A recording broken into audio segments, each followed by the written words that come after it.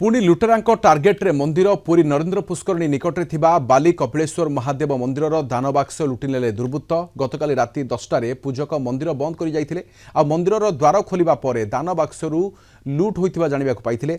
महाशिवरात्रि बेले दानबाक्स खोला जाई गणति होइथांता, किंतु एहा पूर्वरु दानबाक्स लुट होइछि।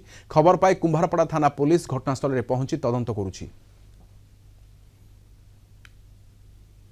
काली मु सकाळ 6टारू आसीथिली, राति 10टा पर्यंत थी। 10टा पर ताला पकईकि जाइली। बर्तमान मु 6टार आसला बेलू ताला भंगा होती, दान बाक्स देखा जाऊनी।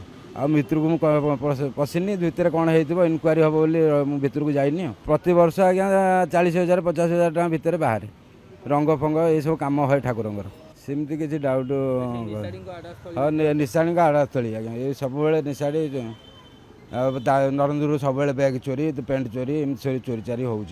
पुरी पुलिस प्रशासन को अनुरोध क्रमागत भाव में किसी माने लुटेरा जी कि पुरी की आसी विभिन्न मंदिर को माने दृष्टि पकई तेणुक निहाती भाव में पुलिस प्रशासन तुरंत कार्यानुष्ठान नेवा दरकार। यह केवल बाबा बाली कपिलेश्वर मंदिर नुह, आगामी दिन में आउ मंदिर माने चोरी होबार संभावना रही।